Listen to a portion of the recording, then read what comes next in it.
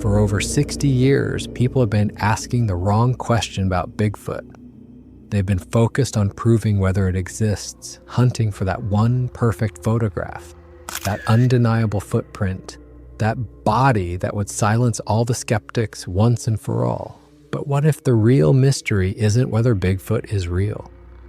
What if the mystery is understanding what it actually is? David Paulides, a former detective, spent nearly 2 decades investigating this phenomenon, and what he uncovered challenges everything researchers thought they knew.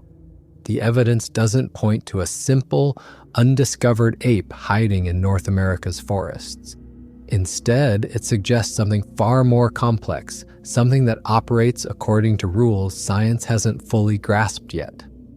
The question that should have been asked all along isn't about existence, it's about nature, because when someone with 20 years of law enforcement experience, someone trained to follow evidence and identify patterns, someone who's made a career out of separating truth from fiction, when that person investigates Bigfoot and comes away saying the phenomenon is real but not what anyone expected, people need to pay attention. This isn't about belief or faith. This is about following where the evidence actually leads, even when it leads somewhere uncomfortable. Most Bigfoot researchers come to the subject as enthusiasts, as believers looking to confirm what they already suspect.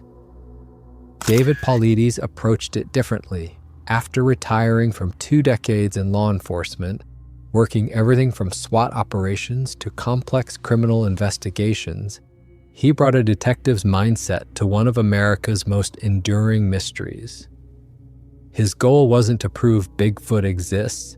His goal was to understand what the evidence actually showed.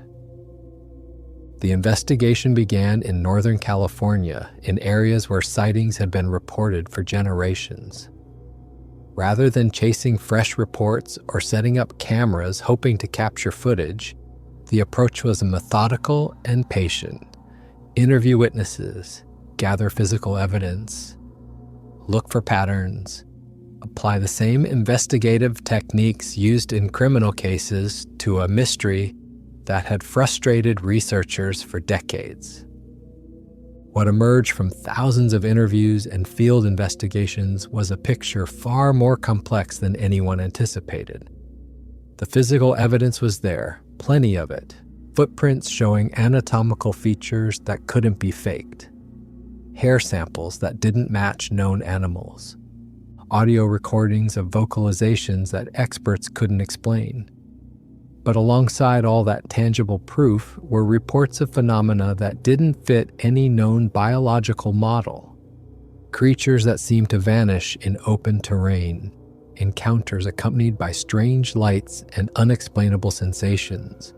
Behavior that suggested intelligence far beyond what an undiscovered primate should possess. Start with what can be measured and analyzed. Footprints discovered across North America, from California to Washington to Minnesota to Oklahoma, show consistent anatomical features that appear in casts taken by different people in different decades. These aren't crude impressions that could be carved out of wood and stamped in mud. They show dermal ridges, the equivalent of fingerprints on the soles of feet. They demonstrate a mid-tarsal break, a flexibility in the middle of the foot that humans don't possess, but that would be biomechanically advantageous for a heavy creature moving through rough terrain. Forensic podiatrists who've examined these casts can't explain them away as hoaxes. The complexity is simply too great. Creating fake dermal ridges that follow anatomically correct patterns that appear slightly different in each print the way real fingerprints vary, that show pressure variations consistent with weight distribution during walking. That level of sophisticated forgery would be nearly impossible. And for what purpose? Most of these prints are found in remote locations where no one would see them unless specifically searching. The vocalizations are equally compelling. Audio recordings from the Sierra Nevada mountains, captured decades ago, have been analyzed by sound engineers and linguistics experts. These aren't recordings of known animals. They're not humans attempting to hoax. the frequency ranges exceed what human vocal cords can produce. The patterns show structure that suggests language, actual communication with grammar and meaning. We're in for a night, Bill.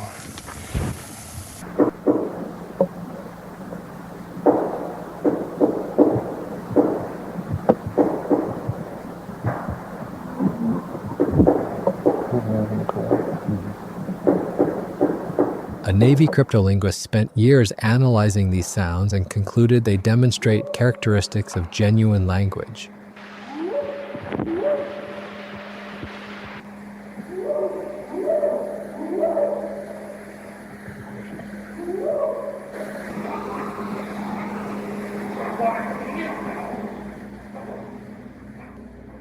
Then there's the physical evidence of strength. Massive trees found broken or twisted at heights 10 to 15 feet off the ground, in ways that don't match wind or ice damage. Boulders moved that would require multiple people or machinery. Structures built from logs that would take teams of men to manipulate. Whatever is creating these effects possesses strength far beyond human capability. For researchers who've spent years in the field, this physical evidence is undeniable. Something is out there. Here's where things get complicated. For every piece of solid, measurable evidence, there's a report that makes no biological sense. And these aren't rare anomalies that can be dismissed as mistakes or misidentifications. They're consistent patterns that appear again and again in witness testimony from credible observers who have nothing to gain from making up stories. Park rangers describe encounters where massive creatures vanish between trees and terrain where there's nowhere to hide. The being is visible one moment, impossible to miss given its size, and simply gone the next. Not running away, not ducking behind cover, just no longer there. These are people who work in the wilderness every day, who understand sight lines and terrain, who know what animals can and can't do. They're reporting something that shouldn't be possible. Police officers tell of responding to calls about large creatures near residential areas, arriving to find footprints that begin in the middle of a yard or field with no trail leading to them. It's as if the creature appeared from nowhere, walked around, and then vanished the same way. Some tracks end mid-stride in open ground, with no indication of where the being went. These are investigators trained to reconstruct events from physical evidence, and the evidence isn't making sense. Experienced hunters report tracking something through snow, following clear prints from a massive biped, only to have the trail suddenly stop. No trees to climb, no rocks to hide behind, no terrain features that would explain the disappearance. Just prints that continue and then end, as if the creature stepped into another dimension. One hunter described it as watching footprints dissolve in real time, fading away as if they'd never been there. Over a period of several years, Paulides and his team collected samples alleged to be from these creatures for genetic testing. Hair that didn't match known species, biological material from sites where encounters occurred. Anything that might provide definitive proof of what these beings actually are. The results of this testing became one of the most controversial aspects of the investigation. When the DNA analysis came back, it showed something nobody expected. The mitochondrial DNA, which is inherited only from the mother, came back completely human. Not similar to human, not close to human, but identical to modern human mitochondrial DNA. Genetic markers suggested this maternal lineage originated in the Middle East approximately 12 to 15,000 years ago. The same genetic heritage that can be traced in human populations today. But the nuclear DNA, which is inherited from both parents, told a different story. The sequences didn't match anything in genetic databases, not human, not any known primate, not any cataloged species. The analysis suggested the presence of DNA from an unknown source, something that should theoretically be impossible. Every creature on Earth has ancestors. Every species has evolutionary relatives.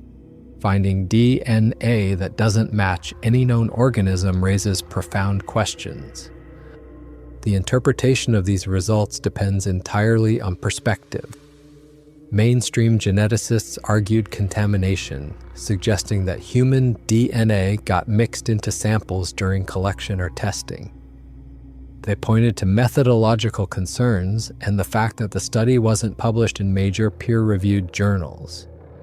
For many scientists, the results were interesting but ultimately inconclusive, more likely to reflect problems with the testing process than evidence of an unknown species.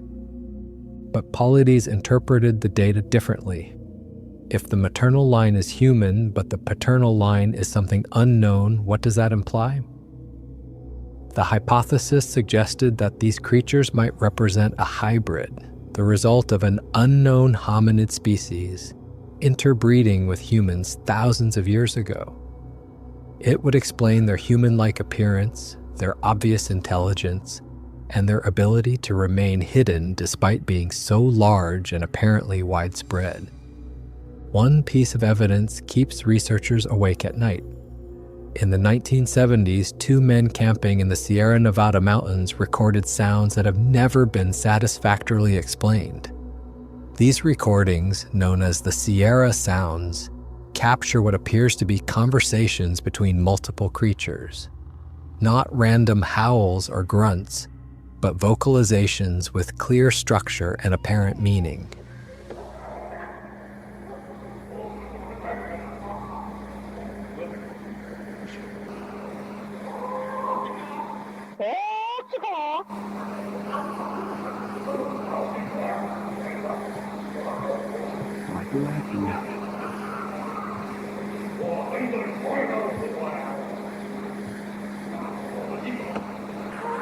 A cryptolinguist with military training analyzed these recordings for years.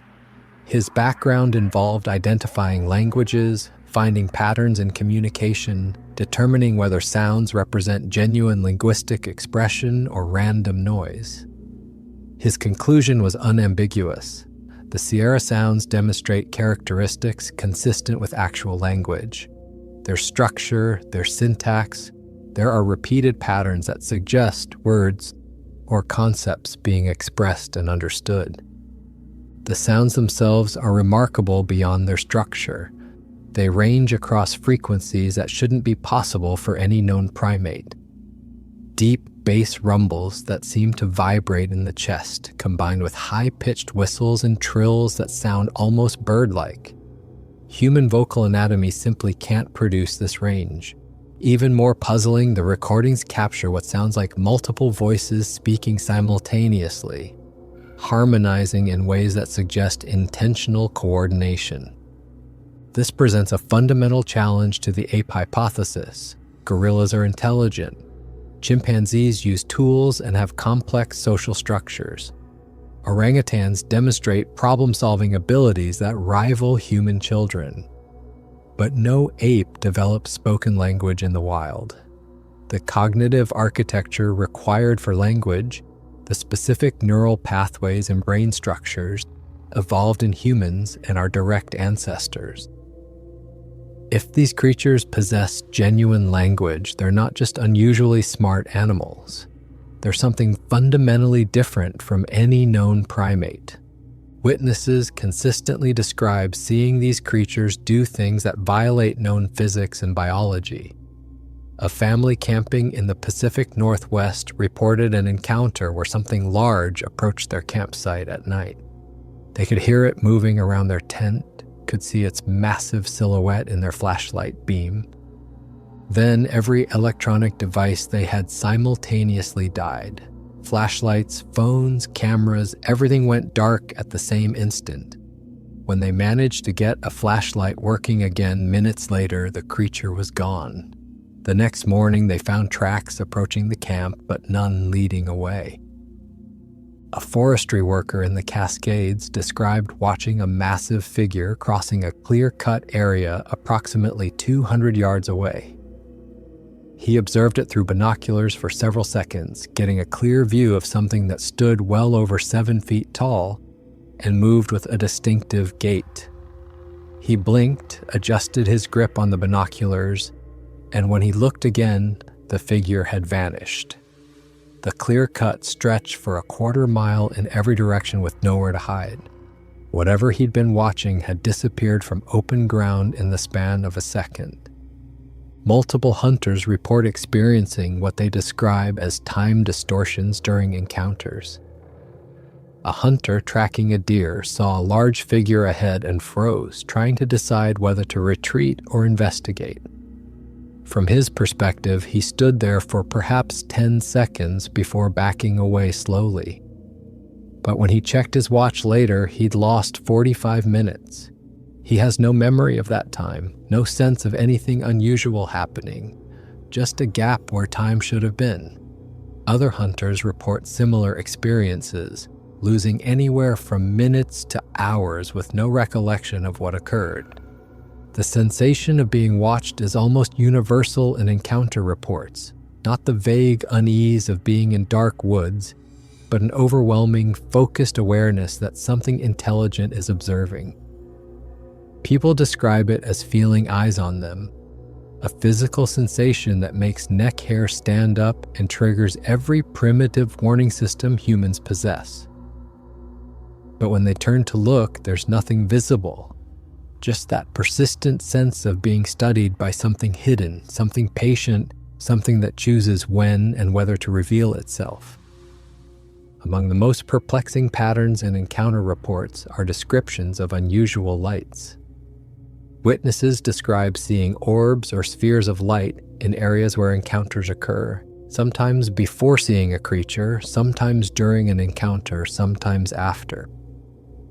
These aren't distant lights that could be explained as aircraft or astronomical objects. They're described as glowing spheres at ground level or floating through trees, moving in ways that seem purposeful and controlled. One researcher captured video footage showing a brief flash of reddish light that coincided exactly with a deep, grunting vocalization. The light appeared and disappeared in a fraction of a second, but frame-by-frame analysis showed it corresponded precisely with the sound. Every attempt to explain it as lens flare or passing insects failed. The color, intensity, and timing didn't match any conventional explanation. It remained a mystery, one more piece of evidence that didn't fit expected patterns. Other reports describe larger light phenomena. Witnesses talk about shimmering areas that look like heat distortion or the visual effect when looking through water. These distortions appear in forest clearings or along tree lines, with figures sometimes visible within or emerging from them. Some witnesses describe the distortions as looking like doorways or windows, rectangular areas where the air itself seems different. Creatures are reported stepping through these areas and vanishing, or appearing from them as if entering from somewhere else. At locations known for unusual activity, like certain areas of Native American reservations or specific wilderness regions, witnesses report seeing both creatures and light phenomena occurring together. Videos exist showing thermal signatures of large bipedal figures in proximity to unexplained light sources. Are these separate mysteries happening in the same locations by coincidence, or is there an actual connection? Could these creatures somehow be associated with, or even traveling through the light phenomena that witnesses describe? One of the most consistently reported and most troubling patterns involves footprints that begin or end impossibly. A couple hiking in national park land discovered a set of massive tracks crossing a snow-covered meadow. The prints were clear and deep, showing the weight of whatever made them. They followed the trail, photographing the tracks, measuring the stride length. The prints continued across the meadow in a straight line, and then simply stopped. No final print showing a jump or leap, no disturbance suggesting the creature climbed a tree. The tracks just ended in the middle of open snow with no explanation. Rangers in multiple states report similar discoveries. Tracks that appear in the middle of fields or clearings with no trail leading to the first print. footprints that show up in fresh snow on Forest Service roads, continuing for 50 or 100 yards, and then terminating without explanation. In some cases, the prints end at the base of a tree, but inspection shows no bark disturbance, no scratches or marks suggesting anything climbed up. The tracks simply stop, as if whatever made them ceased to exist at that point. Even more disturbing are reports of tracks that seem to disappear while being followed. A researcher tracking prints through fresh snow describes seeing them clearly ahead, following carefully to preserve the evidence. When looking down at the trail already covered, the prints behind were fading, becoming shallower and less distinct, eventually disappearing entirely. Another investigator reported photographing a clear footprint, marking its location, and returning hours later to find the print gone. Not filled in by wind or weather, but smoothed over as if it had never existed. These reports challenge fundamental assumptions about physical reality. Footprints are evidence. They're impressions left by weight and pressure. They don't simply vanish unless something actively fills them in or erases them. Yet witness after witness, many of them experienced outdoors people or professional investigators, report exactly this phenomenon. Tracks that behave as if they're not quite physical, not quite permanent, subject to rules that don't apply to normal evidence. When investigators finally started listening to Native American accounts, a very different picture emerged. Tribal elders don't speak of these beings as animals. They describe them as people, another tribe that lives according to different rules. The indigenous languages have specific names for them, not the generic Bigfoot coined by modern society, but terms that translate more closely to old people or forest people or the tall ones. According to traditions passed down through generations, these beings have language, culture, social structures, and laws. They live in family groups, care for their young, and maintain territories. Some tribal accounts describe them as the original inhabitants, the first people who lived on the land before modern humans arrived. Other traditions say they came from the stars, descending to Earth in ancient times and choosing to live in deep forests away from human civilization. The descriptions consistently emphasize human-like qualities rather than animal characteristics. They're intelligent and aware, capable of choosing when and how to interact with people. Some tribes describe them as generally peaceful, but protective of their territories, avoiding humans when possible, but capable of asserting themselves when necessary. The protocols for encountering them involve respect and appropriate behavior, treating them as one would treat people from another culture, not as wild animals to be feared or hunted. Historical records support these accounts. Journals and letters from settlers in the 1800s include references to indigenous people speaking of hairy giants in the mountains. One particularly detailed account from a rancher in Northern California describes Native Americans bringing food to a creature living in nearby cliffs, treating it with respect and care. The rancher asked elders about it and was told the creature was a kind of person, different from them but deserving of consideration and protection. These tribal perspectives align with evidence that modern investigators find puzzling.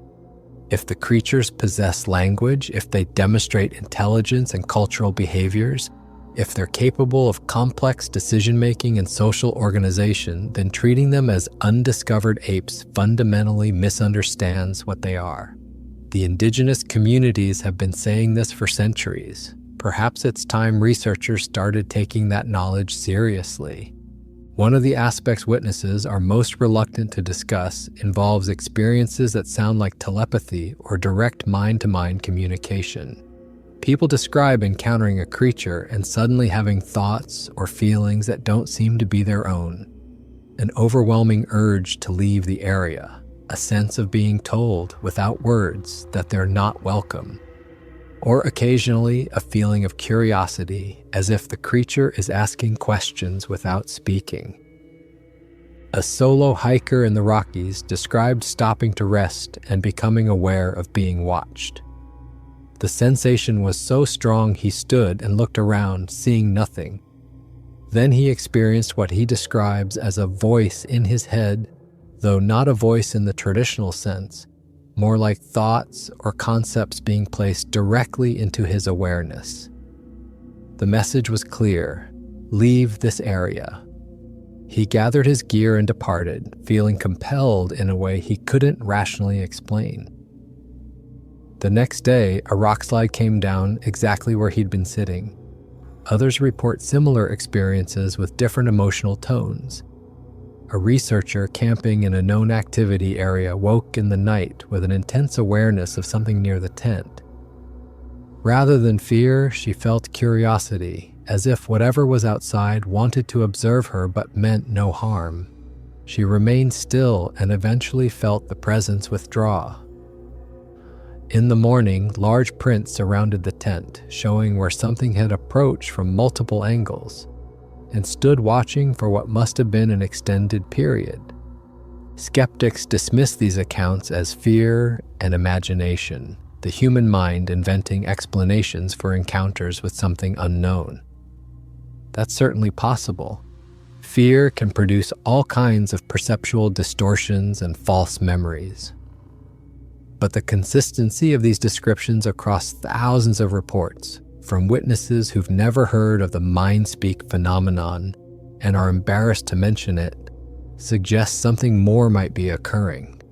Could these creatures possess a form of communication that doesn't require language? Something humans can sense but not fully understand?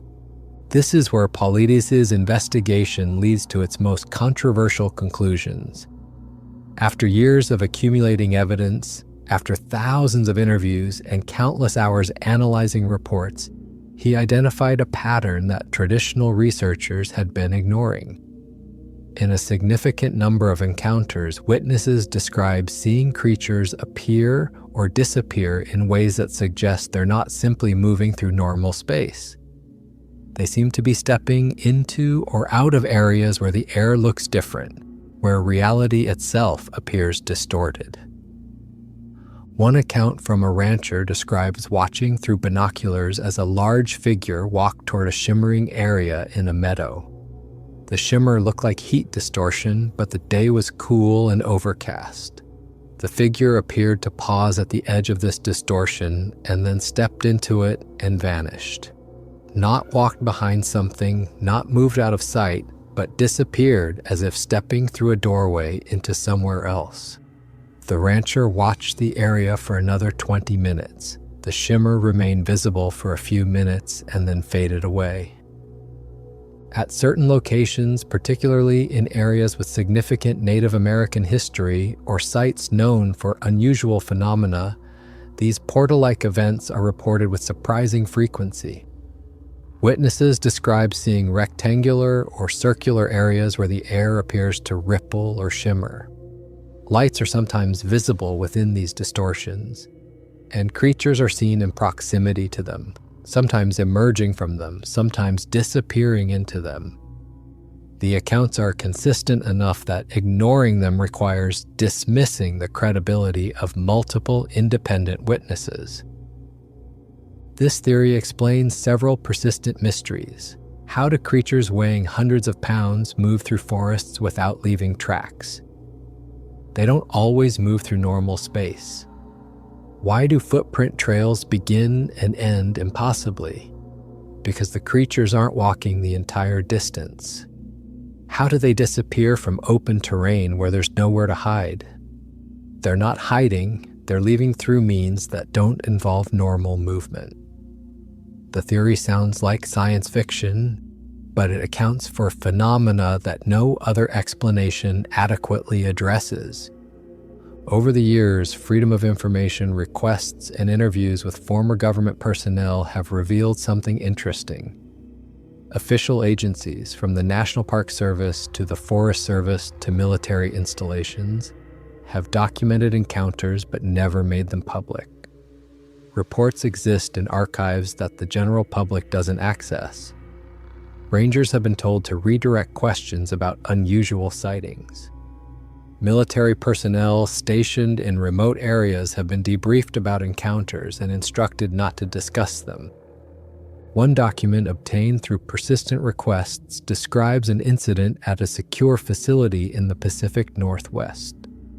Multiple personnel reported seeing a large bipedal figure moving along the perimeter fence. Security footage captured something but was classified and removed from standard records. The official explanation was that nothing unusual occurred, but employees who were present insist otherwise, describing a creature that stood at least 8 feet tall and moved with obvious intelligence, studying the facility's layout as if assessing defenses. Why would government agencies suppress or downplay these encounters? Several theories exist. Perhaps they genuinely don't know what the creatures are and don't want to create public panic about an unexplained phenomenon. Maybe they're concerned about the impact on public lands if people became afraid to visit national parks and forests. Or possibly they know more than they're admitting, and disclosure would raise questions about why information has been withheld for decades. Former personnel occasionally speak out after retirement, describing encounters during their service and the official responses. The pattern is consistent. Acknowledge the event internally, document it, and then minimize or deny it in any public forum.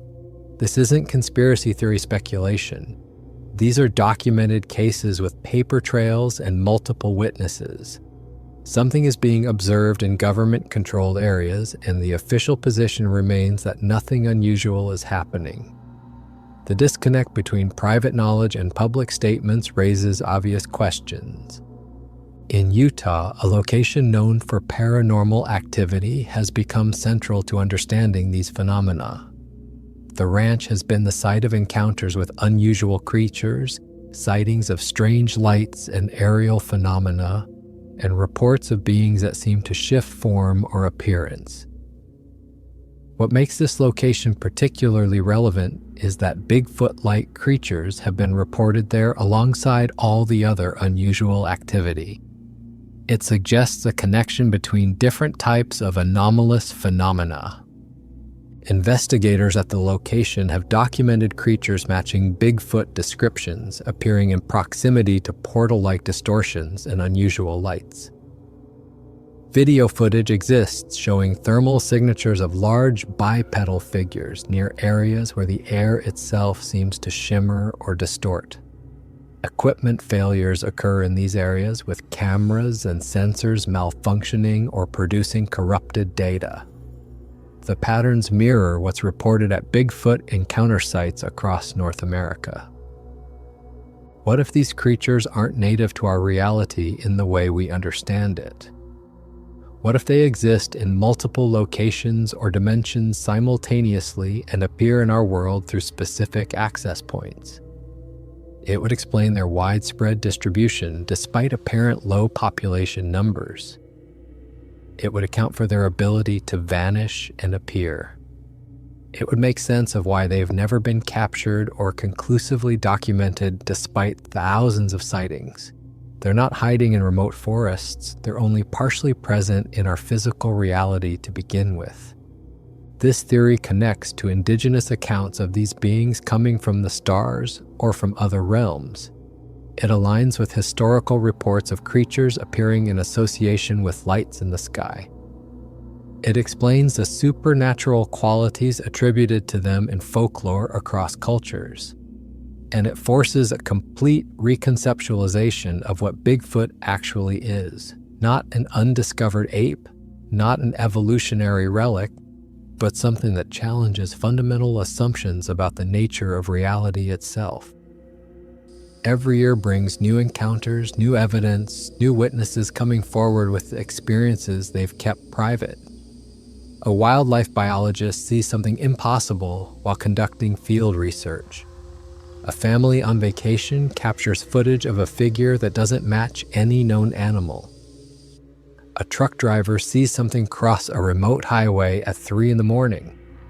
The reports never stop, and they come from every demographic, every background, every level of education and experience. Physical evidence continues to be found and analyzed. New footprint discoveries with anatomical features that experts can't explain. Hair samples that don't match known species when tested. Audio recordings of vocalizations that sound structured and intelligent. None of it is quite enough to force scientific acknowledgement, but taken together, the cumulative weight of evidence becomes harder and harder to dismiss. Something is out there, and it's being encountered regularly by credible observers. What makes this modern investigation different from previous research efforts is the willingness to follow evidence wherever it leads. Too many researchers in the past decided in advance what Bigfoot must be and then selectively focused on evidence supporting that preconception. The detective approach doesn't work that way. Look at all the evidence, find the patterns, develop theories that account for the full range of observations, not just the convenient ones that fit comfortable explanations. The physical evidence says Bigfoot is a large primate with human-like characteristics. The DNA evidence suggests a hybrid with human maternal lineage and unknown paternal genetics. The language capabilities indicate intelligence comparable to humans. The impossible behaviors point to abilities that transcend known biology. The portal phenomena imply these creatures might not be fully physical in the way we understand physicality. What emerges is a picture that defies simple categorization, a phenomenon that seems to exist at the intersection of multiple types of reality. Here's what the evidence actually shows, stripped of preconceptions and wishful thinking. These creatures appear to be real. They leave physical evidence that can be measured and analyzed. They're seen regularly enough by credible witnesses that dismissing all reports as hoaxes or misidentifications requires assuming a massive failure of human perception and honesty. But they're not simply an undiscovered species of ape. They possess characteristics and abilities that don't fit any known biological model. They demonstrate intelligence that appears comparable to or possibly exceeding human intelligence. They have language complex enough that experts who've studied it confirm genuine linguistic structure. They show awareness of human technology, avoiding trail cameras, staying out of clear lines of sight, seeming to understand when they're being observed or tracked. This isn't animal cunning. This is strategic intelligence applied to avoiding detection. They possess abilities that shouldn't be possible according to current understanding of physics and biology. Disappearing from open terrain, appearing without leaving approach trails associated with anomalous light phenomena and equipment failures. Moving through forests without leaving the evidence that creatures of their size and weight should leave. These abilities suggest they're not entirely physical, or they operate according to principles that science hasn't yet discovered or acknowledged. The most controversial evidence suggests they might be capable of moving between locations or dimensions through means that don't involve normal travel. Portal phenomena reported in conjunction with sightings, creatures appearing and disappearing in ways that witnesses describe as stepping through invisible doorways. If even a fraction of these reports are accurate, they indicate these beings exist in a reality that's more complex than the simple physical world we perceive. After nearly 2 decades of investigation, thousands of interviews, analysis of physical evidence from across North America, and careful consideration of reports that seemed impossible, David Paulides reached conclusions that make many people uncomfortable. Bigfoot is real. Not probably real, not possibly real, but definitely real based on the accumulated weight of evidence. But understanding what Bigfoot actually is requires setting aside simple explanations and confronting a phenomenon that's far stranger than most researchers want to acknowledge.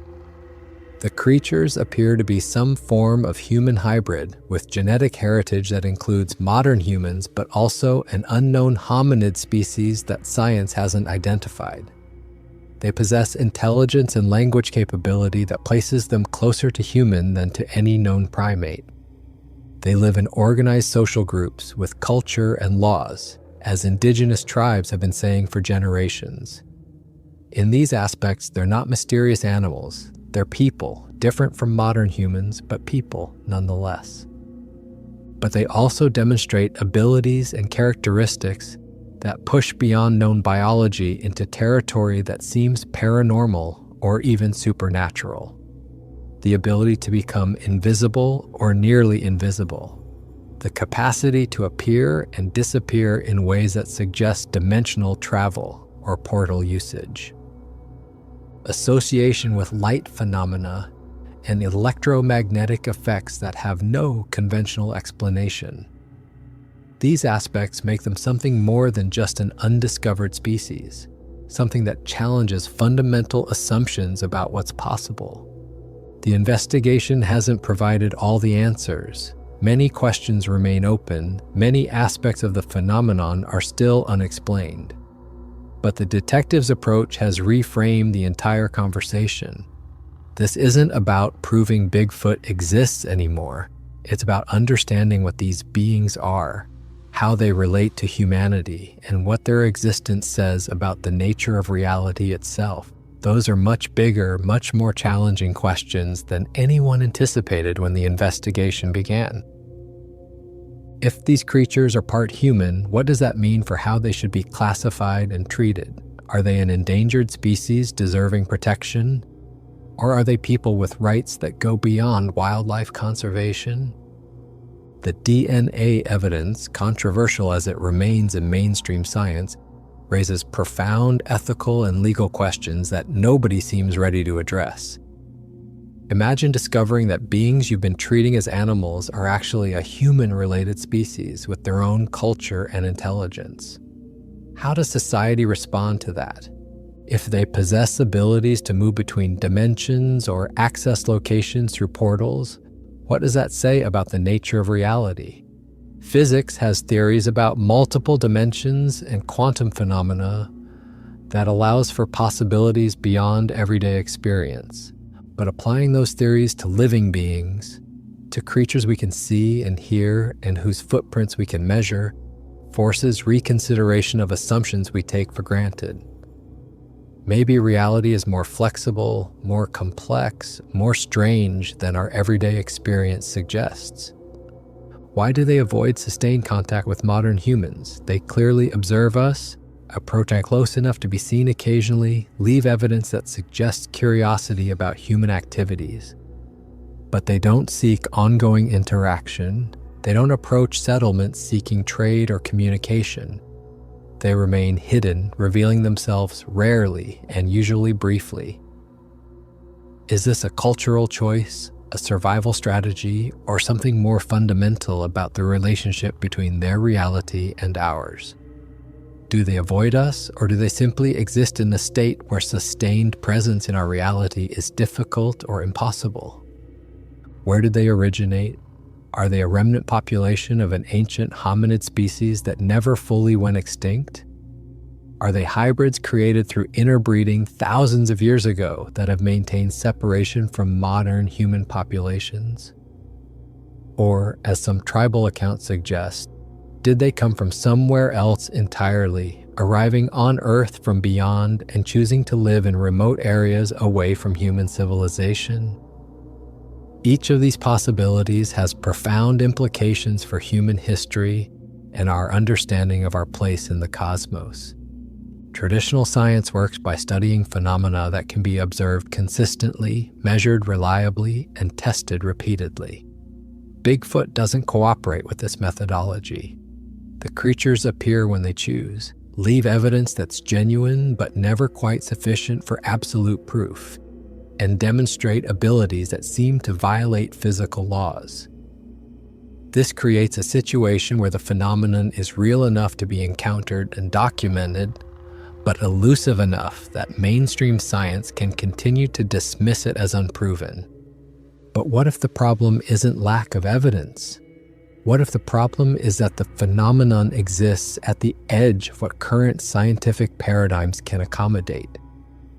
Quantum physics already suggests reality is far stranger than everyday experience indicates. Phenomena exist at quantum scales that seem impossible according to classical physics. Maybe Bigfoot represents a macroscopic phenomenon that operates according to principles science recognizes in theory, but hasn't expected to encounter in the biological world. The DNA evidence alone, if confirmed through rigorous peer-reviewed research, would revolutionize understanding of human evolution and the potential for hybridization between species. The language capabilities would force reconsideration of how and when linguistic ability evolved. The physical abilities would raise questions about the relationship between consciousness and physical law. And the dimensional aspects would open entirely new fields of study exploring the interface between different aspects or states of reality. Science advances when confronted with phenomena that don't fit existing models. Bigfoot has the potential to be that kind of paradigm-shifting phenomenon, but only if the scientific community can get past the stigma and take the accumulated evidence seriously. Dismissing something because it seems impossible isn't scientific.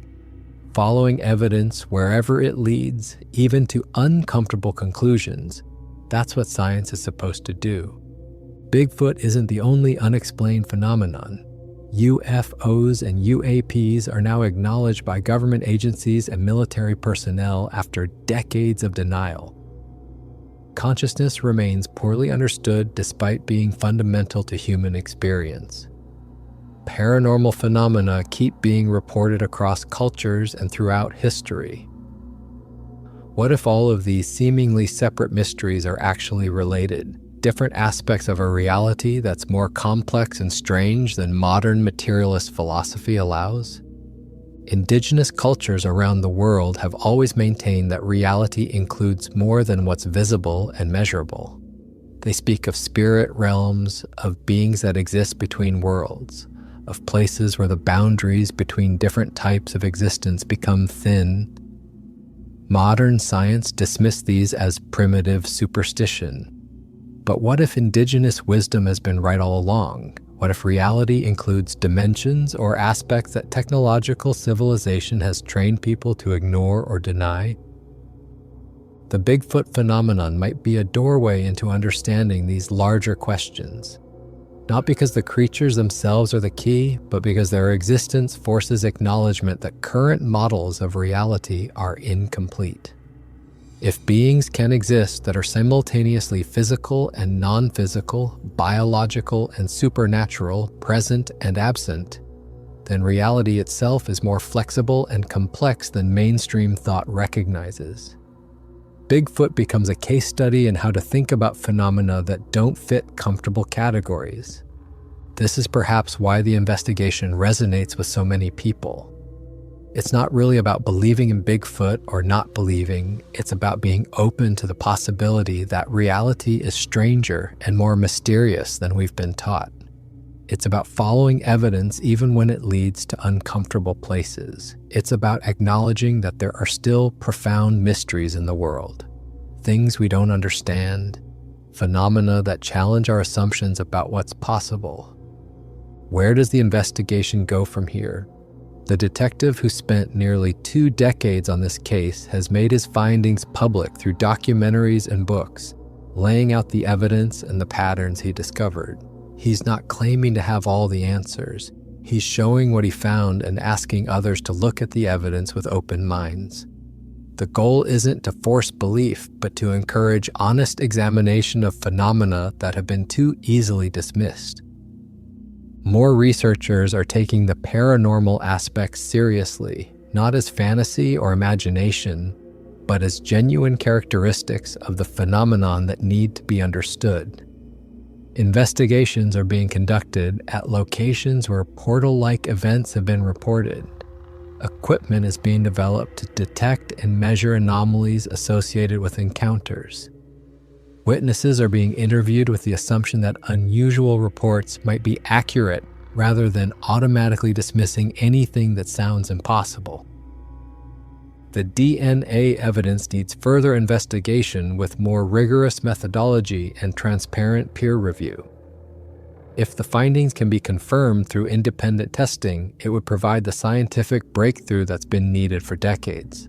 But even without definitive genetic proof, the cumulative weight of other evidence, the footprints and vocalizations and witness testimony and physical capabilities, makes clear that something real is out there. Perhaps the most important shift is in how the question itself is being framed. Not, does Bigfoot exist, but what is Bigfoot? Not, is this just an ape, but how do we understand a phenomenon that appears biological and paranormal simultaneously? Not, why can't we find one, but why do they appear when and where they choose? And what does that say about their nature and their relationship to humanity? These are the questions that lead to understanding rather than endless circular debates about existence. After examining all the evidence, considering all the theories, listening to witnesses and researchers and indigenous elders, a picture emerges that's both fascinating and unsettling. These creatures are real. The evidence is overwhelming for anyone willing to look at it honestly. But they're not what most people have assumed or hoped they'd be. They're not just big apes that science hasn't classified yet. They're something that exists at the boundaries of current understanding, challenging categories and defying simple explanation. They appear to be related to humanity in ways that genetics is only beginning to explore. They possess intelligence and culture that places them firmly in the category of people rather than animals. But they also demonstrate abilities that seem supernatural, that suggest they operate according to principles beyond current scientific models. They're both physical and more than physical, present, and somehow existing partially in realities humans don't normally perceive. What does their existence mean for humanity? It means we share this world with intelligent beings we've barely begun to understand. It means reality is more complex than our everyday experience suggests. It means there are still profound mysteries to explore, phenomena that science hasn't explained, possibilities that challenge comfortable assumptions about what's real and what's not. For those who demand simple answers, this is frustrating. For those who can embrace mystery and uncertainty, it's thrilling. The detective who investigated this phenomenon for nearly 2 decades hasn't solved the mystery entirely. But he's done something perhaps more important. He's shown that the evidence is real, the phenomenon is genuine, and the questions we should be asking are far more interesting than whether or not Bigfoot exists. These beings are out there, living according to rules we don't fully understand, occasionally revealing themselves to humans for reasons we can only guess at. And their existence invites us to reconsider everything we think we know about the world we inhabit. The investigation continues.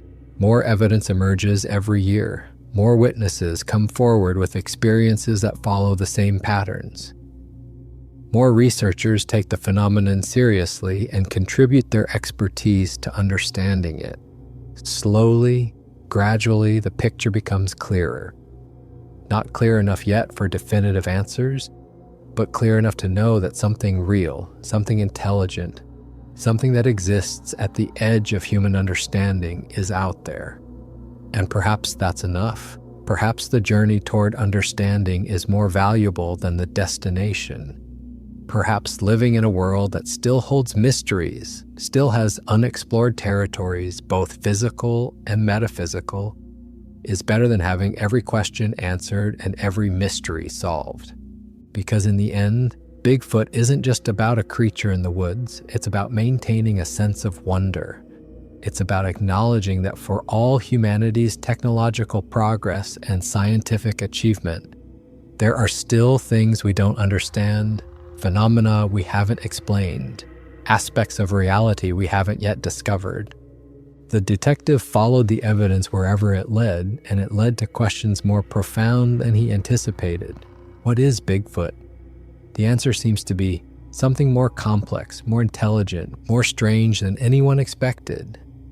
And maybe that's exactly the kind of answer we need in a world that's too quick to assume it has everything figured out. For more interesting stories, check this out.